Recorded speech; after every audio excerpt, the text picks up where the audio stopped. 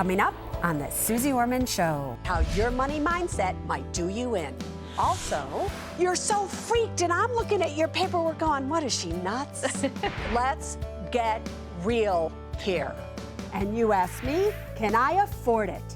And my husband said, if you approve it, then I can do it. I cannot tell you how many people now are writing in to say, let Suze decide.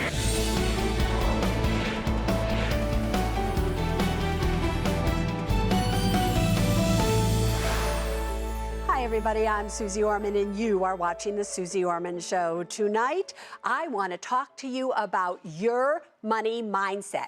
What am I talking about? How you think about money, what you do with money, is what will determine in the future how much you have and how much you get to keep. And sometimes your mind allows you to do things with money that make absolutely no sense. Take a listen. The other day, I'm sitting with a friend, and she is just so excited. Oh, my God, I haven't seen her this excited in years. And I said, what's up? And she goes, Suze, I just bought a new house, the house of my dreams. And I said, how great, I'm so happy for you. How much did you get for your other house? And she says, well, I haven't sold it yet. And I said, don't you think something could happen? And she says, no, everything's great. My job is secure. Nothing's going to happen. Now, I'm sitting there thinking, what are you thinking, girlfriend? You have a husband, and your husband just a few years ago was seriously ill. Everything was going great for him. He got ill, and he couldn't work. And now he's in a situation where he's still home because you're making enough money now. You're thinking that can't happen to you. You know what's so funny in life? Your mind works the following way, right? It is so easy to forget, and it's so hard to remember. It is so easy to forget in this case that this woman's husband couldn't work and couldn't make money. Do you understand? It was easy for her. It was hard to remember what it was like when she originally only had one salary coming in, and she thinks nothing can happen to her ever. Really? Like she can't be in an accident? She can't get sick? Really? So you are not to be like this friend of mine. You are to reset your money mindset, and you are not to take financial actions that can put you in jeopardy. And owning two houses, especially when you really need the money from this other one to be totally financially okay, is not a wise thing to do. So I am asking all of you to think with your mind. Can you just think 2 times, 3 times, 4 times before you actually do something? Do not let your mind convince you that it's okay. Everything's gonna be okay. It's not always okay, okay? Let's go to Aaron in Kentucky. Sir, you are on the Suze Orman Show. Suze, I'm 49 years old, and I moved into a roommate situation for financial reasons 5 years ago.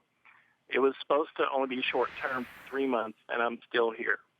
I really want my own place, but I only make $41,000. I only have $5,000 in an emergency fund and only $15,000 in retirement. So my question is, what do I need to have in place before I can justify moving out on my own? Yeah, first of all, you need to change how you think about your situation. You know, you said that you make only $41,000 a year. And so that right there kind of gives you a poverty mentality, the way that you've said that there are many people out there that wish they could make $41,000 a year. Obviously, there are many people that make more than that. But it's not what you make.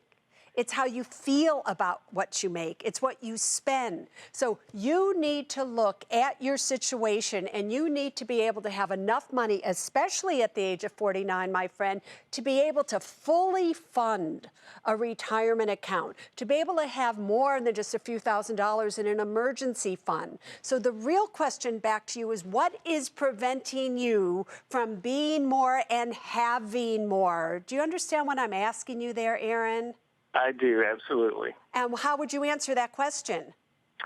I would just say, you know, I've never cared about money. I've never made it a priority. And now at this stage in my life, I'm realizing that I have to care. Now's the time. Yeah.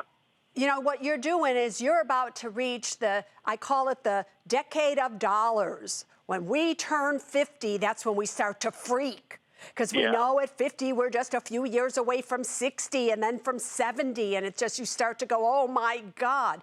So you need to make saving money a priority. You need to, as I've said many times, need to get as much pleasure out of saving as you do spending. Once you know that you are funding your retirement account, you have at least an 8-month emergency fund with your new rent payment. Then you move out. Prior to that, you stay right where you are. We are going to Shannon in Florida. Let me hear it, girlfriend. Oh, hi, Susie. Thanks so much for taking my call. So I started a retail business in 2009, and in the end, I had to close it, and I ended up with $45,000 about in credit card debt. I really hoped that I'd be in a position to either pay it or settle it, but as it was, I haven't been able to pay the cards in 2 years, and now there's a judgment against me from one of the Citibank cards, and the rest have been charged off. And it really weighs on me also that maybe the landlord could come back at me for the remainder of the lease at some point, even though I haven't heard from them. So my question is, I feel like I'm right on the line for when everything I've read says you're supposed to file for bankruptcy based on, what you make annually. Yeah. But I wanted to do the right thing when I started my business, and I knew this was a possibility. And then I know it could affect me getting approved for an apartment in the next few months also.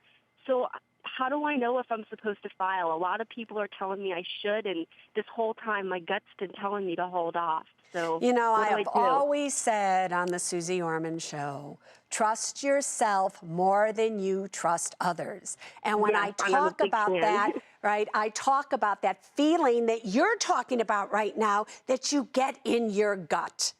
So if you don't listen to yourself, that gut feeling, you will be making the biggest mistake in your life, because in the end, you're the one who has to look at yourself in the mirror. You're the one who has to live with yourself. So if you really feel like you want to pay this money off, then you should try to negotiate however you possibly can with this creditor, whether it's a little bit or whatever amount you can come up with to do so. Now, if legitimately you want to pay them off, but you don't have the money to do so, you've tried everything, and they're not willing to negotiate with you, they're not willing to wait, do you see what I mean?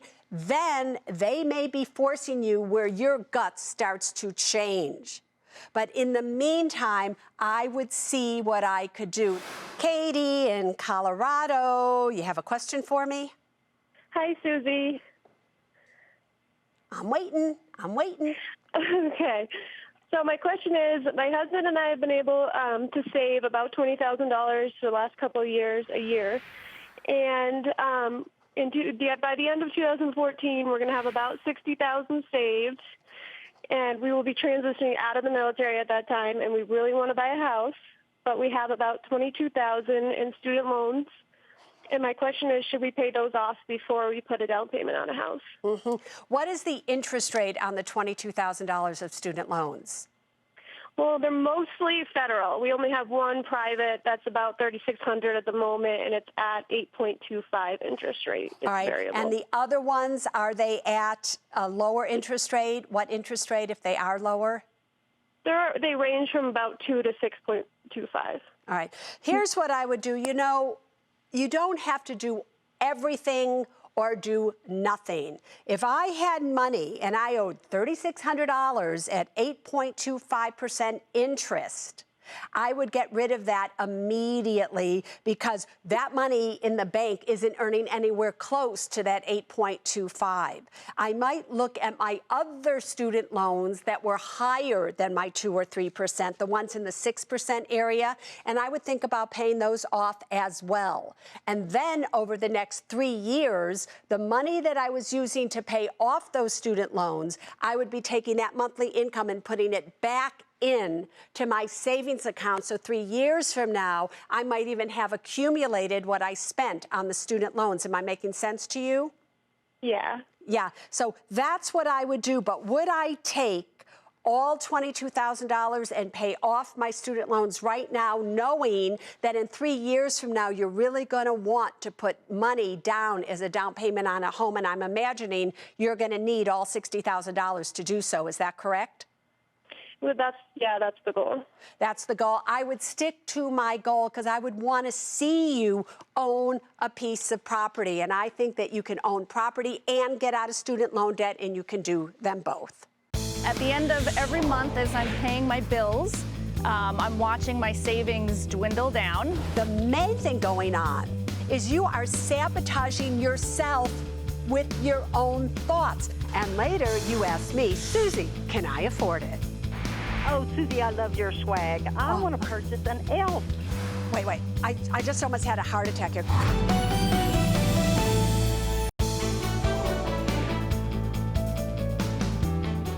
Welcome back, everybody. You know, for the last 12 years on this show, I've said to you over and over and over again that you need at least an 8-month emergency fund in case something happens like losing your job.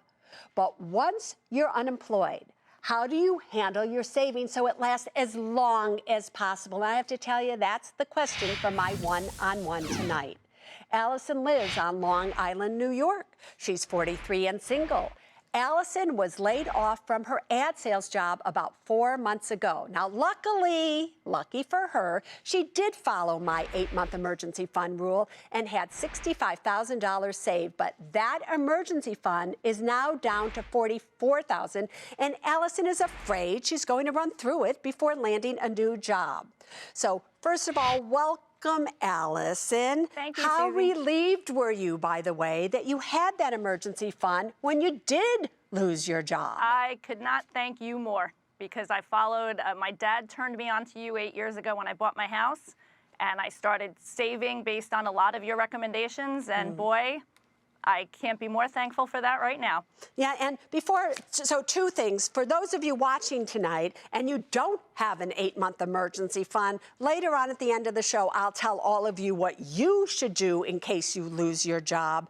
But while you were saving this 8-month emergency fund, did you have friends saying to you, oh, come on, Allison, let's do this, let's do that. You don't need to save money. You have more money saved than you need. You only need a 3-month emergency fund. You only need this. Did you have people giving you that advice while you were doing this? On and off, yes. I mean, you know, I think I was smart about it and didn't listen to the naysayers, thankfully. Yeah. And honestly, I always thought the reason I was saving was because something would happen to my house. Honestly, I never expected to lose my job. So tell me what you're really afraid of at this point in time. Well, you know, at the end of every month as I'm paying my bills, I'm watching my savings dwindle down, and knowing how hard it was to work towards that cushion, I'm concerned with if I don't find a job in the next few months and I dwindle down to nothing, where do I go? I've been trying not to use credit cards. I want to keep the FICO score strong. So, you know, I'm kind of caught in the middle of, should I keep paying things, you know, out of the cash fund? Do I start using credit cards? I'd like to know how to manage this if it goes longer than I expect. So here's a few things that I noticed in your particular situation. Okay, I don't think that you have a realistic view as to how great you have actually done and what you have going on in your life. The main thing going on is you are sabotaging yourself with your own thoughts. I mean, I read your email and you go, you're barely hanging on. Like, oh my God, you know, it's like you're so freaked, and I'm looking at your paperwork going, what, is she nuts? Is she nuts? So currently you're about $4,600 a month or whatever it is in deficit as to pay all your bills. And I just heard you say that that will probably go in just a few months and then you'll have nothing. Let's get real here. Okay? First of all, you do have $44,000 in savings, but you also have about $7,000 in debt. You owe a little bit to credit cards, you owe some to a medical bill, and you owe about $4,000 or so to the IRS. I have also said time and time again on the Suze Orman Show that debt is bondage. And when you have debt, you feel powerless. And when you feel powerless, the number one law of money kicks into place, which is power attracts money, but powerlessness repels it. Why is that true? Because it is people that hire you, people that give you a job promotion, people that give you a pay raise. When people control money, if you are powerless and people feel that you need it, you're afraid, you repel people. Nobody wants to be around a powerless person. So if you repel people, you repel money. When you are powerful, however, you attract people and therefore you attract money, known as a job. So I want you to get out of debt. Yes, you have $44,000 in an emergency fund, but you also have approximately $28,000 in stocks. Stocks that could go up, stocks that can go down. We don't know what's going to happen with the stock market. So I have always been a believer, invest in the known before the unknown. We know that you have at least $7,000 of stock that you could sell to pay off your debt. We also know that you could sell all of that stock if you wanted to, and then you would have approximately $70,000 in one place even after you're out of debt. Now, if you knew you had $70,000 in cash sitting somewhere, and we've now just reduced your expenses by paying off your debt by $500 a month, so now you're only $4,000 a month in deficit. How long will that $70,000 last for you at $4,000 a month? Close to a year. No, that's a year and a half almost, do you understand? Yes. That you don't have to worry about it. When you stop worrying, you become more powerful. When you become more powerful and you go out there to apply for a job, you will get a job.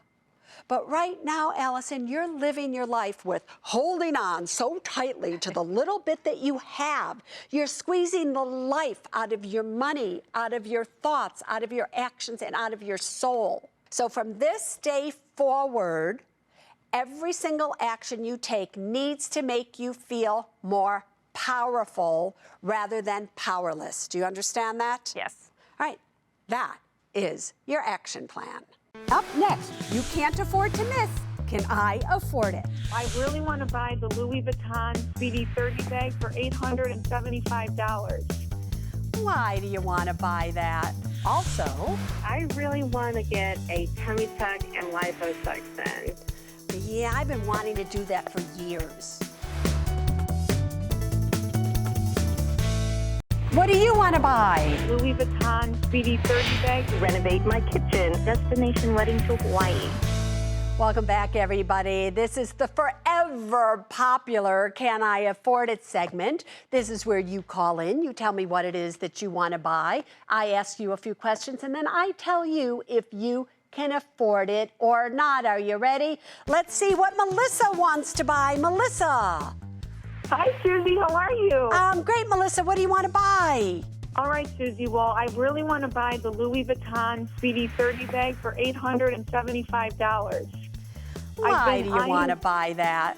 Well, you know, I've been eyeing this bag the last 3 years. One of my coworkers actually has it, and every time I see it, it just makes me want it more and more, and I've actually wanted to steal it from her before. $875 for a handbag. All right, girlfriend. Now, I think that's ridiculous. That is not what this show is about. This segment here is about can you afford it or not? So show me the money.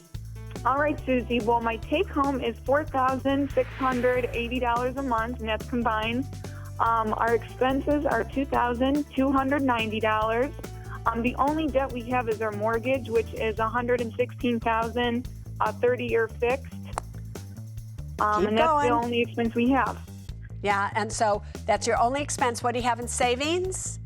We have $47,000 in liquid, and we have $39,000 in retirement. And how are you going to pay for this? Well, I actually won a contest at work, and I won $500 cash. So I was going to use that, and then the other $375, hopefully, from our savings. All right, and you are 28 years of age, correct? Yeah. And you have wanted this bag since you are 25?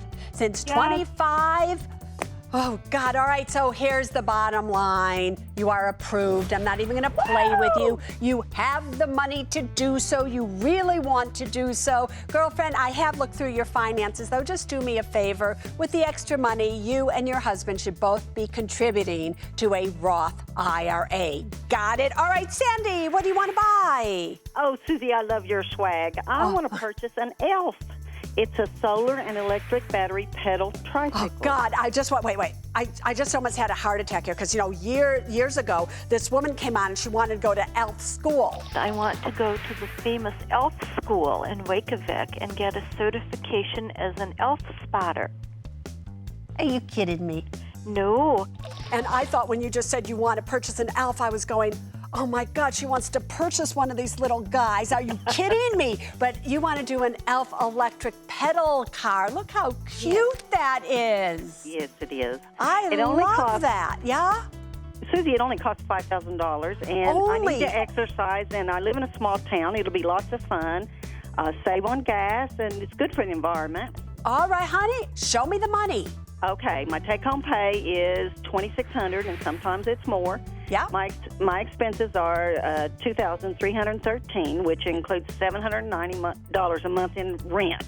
Yeah. And the only debt I have is a $2,500 SBA disaster loan. Uh-huh. Okay. So tell me what you got in savings. I'm here with you so far. I'm rooting for this. All right, I have $9,000 in liquid and $20,000 in investments, which that's where I have my 8-month emergency savings. Uh-huh. And $35,000 in retirement. And I have a pension plan, too. So and how much will that pension pay you per month when you retire? Well, it pays for our health insurance also, but like if I retired right now, it would be $1,200. $1,200. So, and that's all. So if you did retire right now, but you're not retiring right now, which is good because you're only 61, so you have a few years left. So guess what? I know you want this ELF, right? Yes. What? Yeah, guess what? Denied.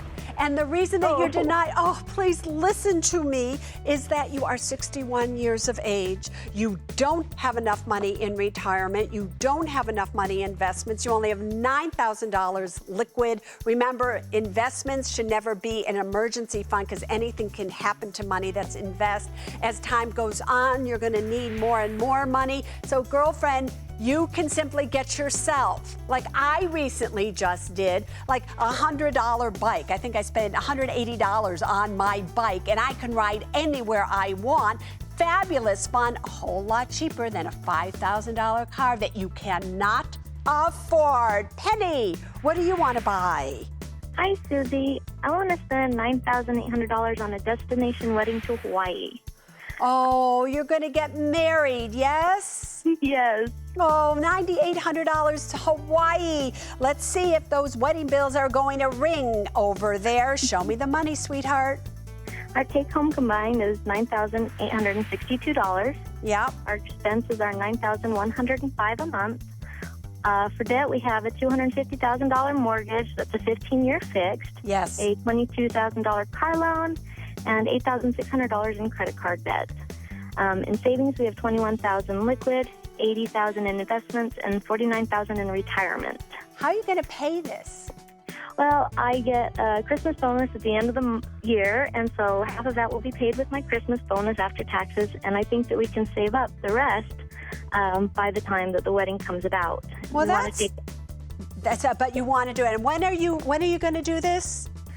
Next, in 9 months. In 9 months from now. All right, so this one's really easy again, denied.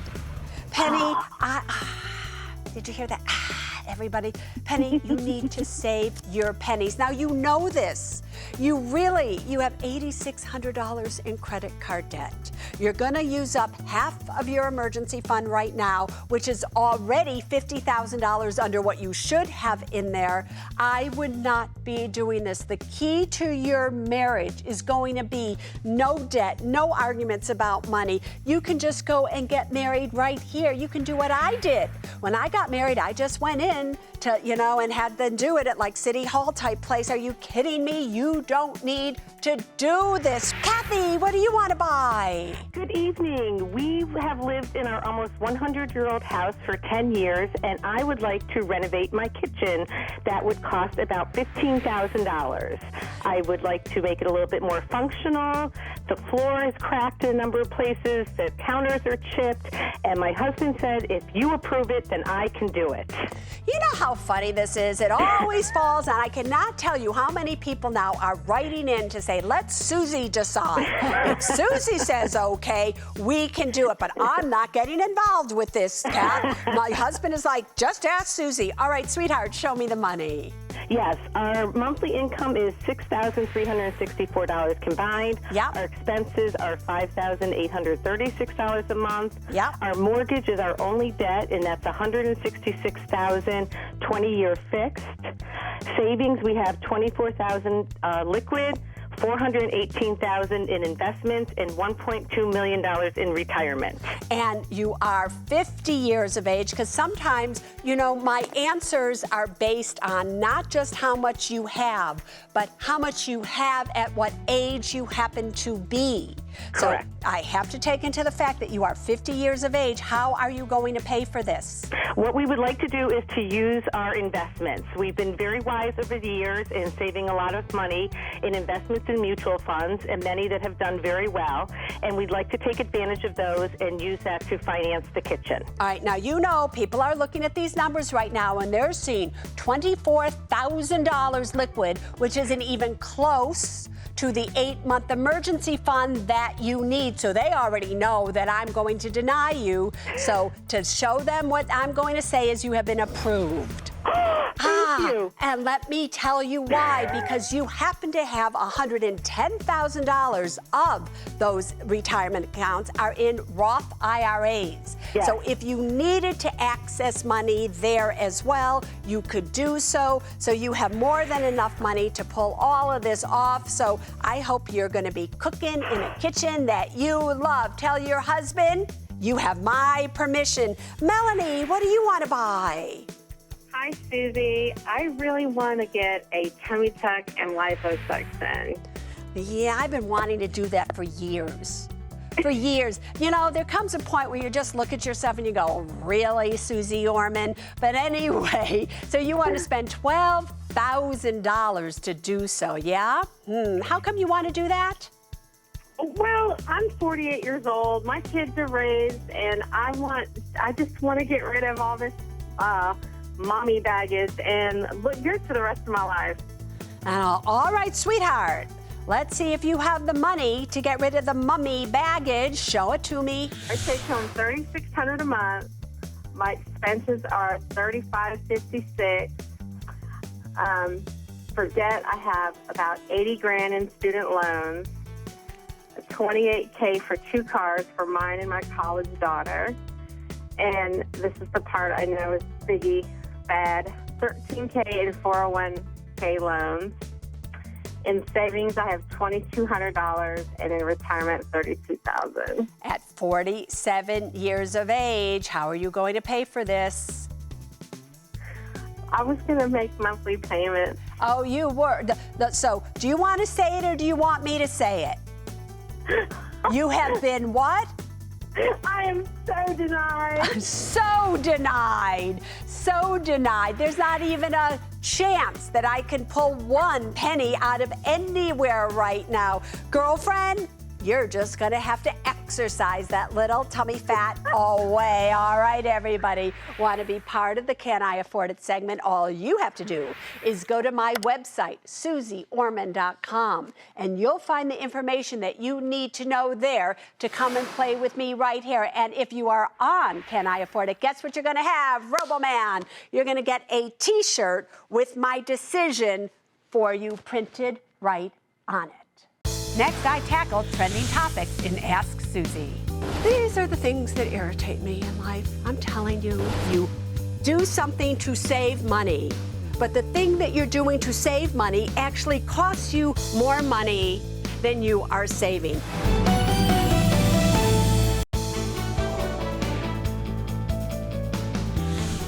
Welcome back, everybody. Here we are in the control room at CNBC headquarters. So many ways that you, that's right, I am talking to you, can be part of the Suze Orman Show. Please take a look at your screen. You can send in an email. You can join me on Facebook. Or if you send in a tweet and you put hashtag AskSuze, it comes to us right here. And if we choose it, your tweet will be on the air. Let's see what's trending right now. At Austin Wando, my financial advisor said there's a penalty for pulling from my Roth before 59.5, but I pay no tax on any earned funds after 59.5. True? Well, yes, it is true, but listen closely. The only part of that that's true is you invest money into a Roth IRA. You put in your contributions, and those contributions earn money or they grow because you've invested it. It is the growth on that money that cannot be touched before the age of 59.5 and at least 5 years that it's been in there.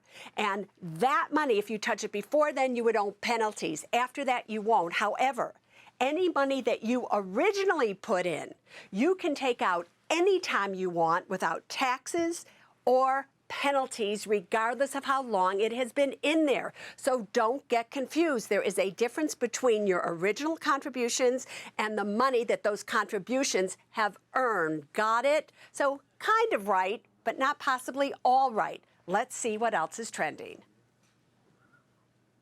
At Sonia Arki, should I sell my 2008 Nissan Altima Coupe to buy a Prius? I will save $80 a month in gas. My coupe is problem-free. These are the things that irritate me in life. I'm telling you, you do something to save money, but the thing that you're doing to save money actually costs you more money than you are saving. Your coupe, you don't spend money on it. It's problem-free. Who cares about saving $80 in gas? If you buy a Prius, are you going to have to finance it? Where are you going to get the money for it? Are you kidding me? I would not be doing that until my coupe totally flew the coop and it broke down. Got it? Let's go to webcam. We have Erica coming to us from California. Girlfriend, what's your question? Well, my question, hi Suze, my question is that my husband and I owe $90,000 in student loan debt. Every month we pay the minimum payment of $900. If we sell our house currently, we can make a net profit of close to $90,000. Should we sell our house?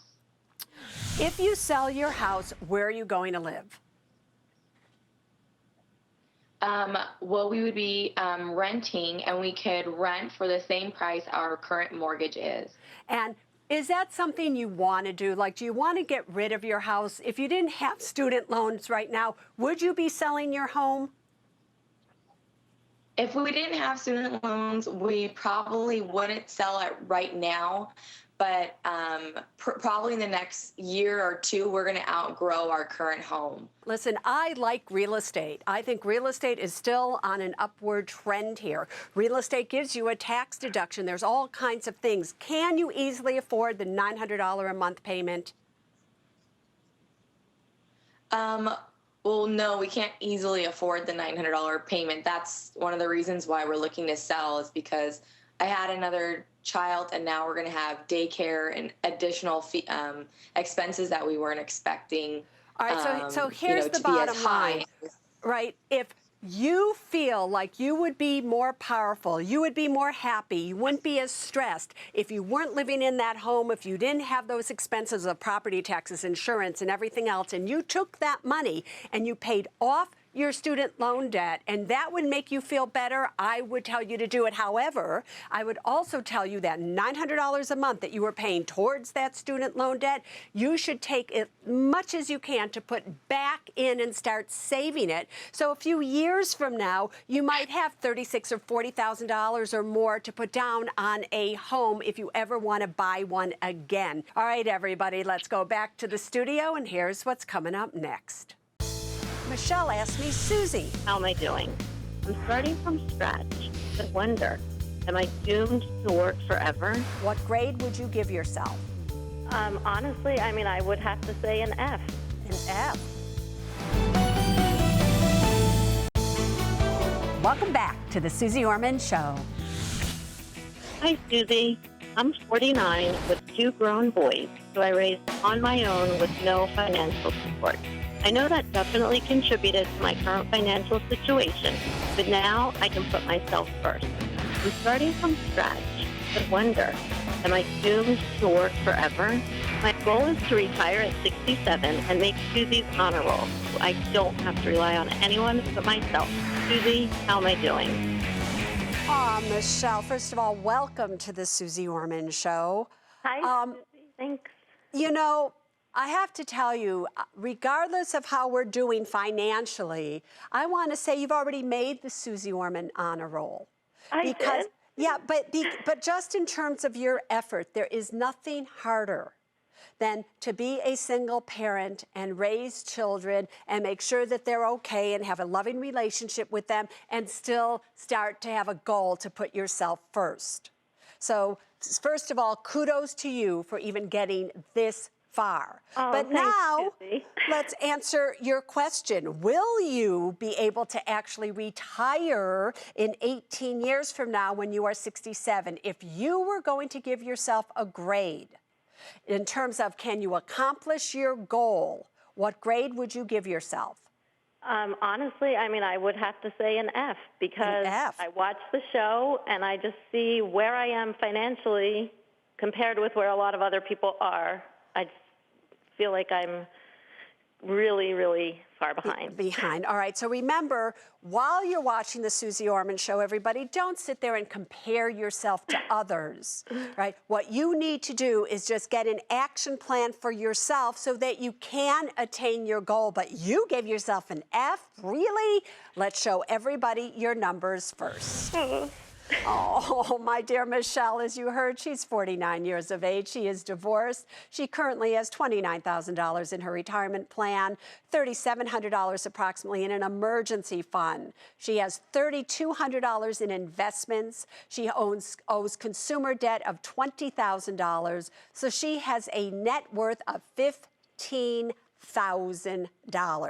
I'm sure there's nothing there that surprises you. So let's go on to the income versus the expenses and what you really have going on. Currently, you also have take home of $2,900 a month.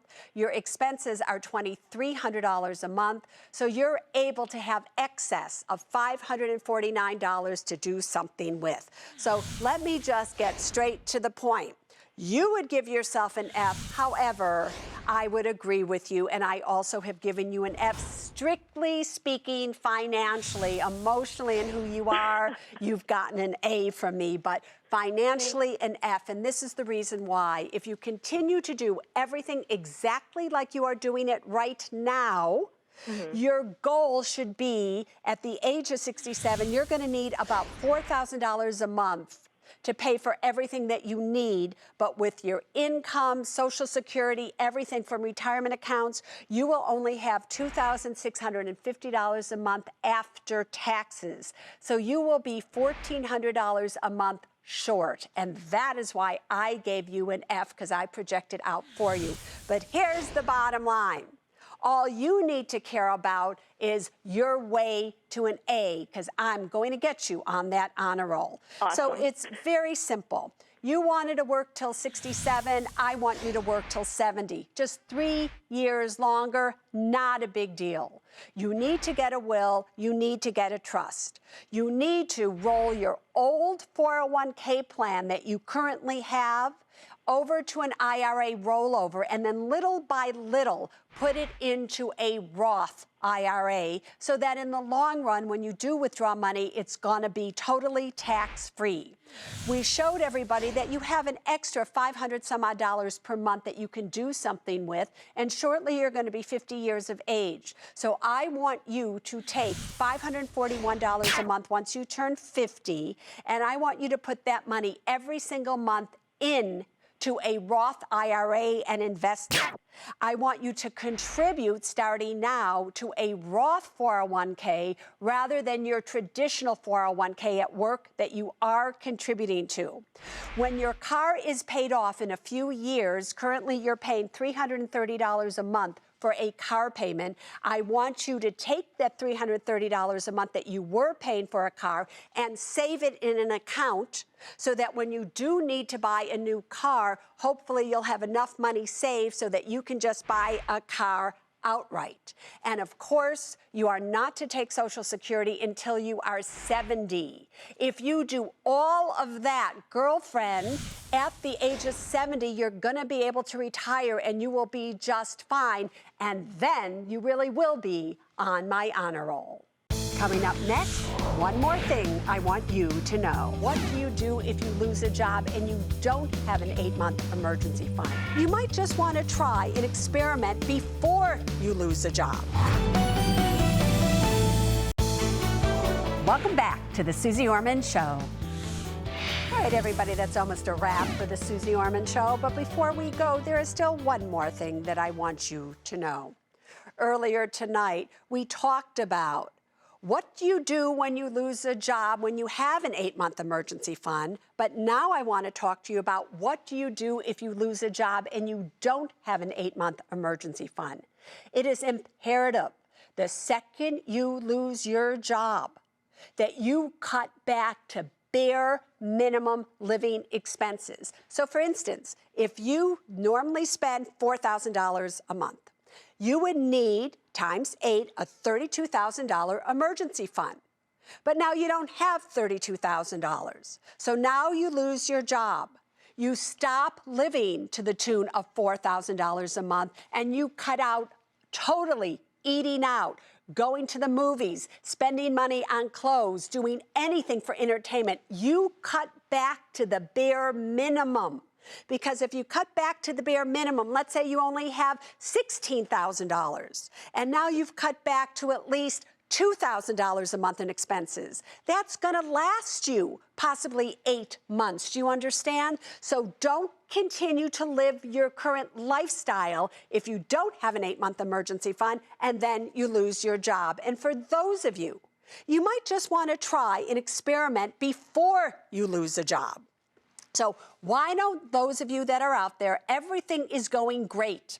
You think nothing can happen. Well, let's just pretend something did. And why don't you try living, if 2 paychecks are coming in, on just 1 paycheck? If you're all by yourself, why don't you just try living on 50% of your paycheck? That way you'll have an understanding of really what it would feel like if you did lose your job, and then you would have the right money mindset to take care of everything if something did happen. Now you know. But until next week, there's really only one thing that I want you to remember when it comes to your money, and it's this: people first, then money, then things. Now you stay safe.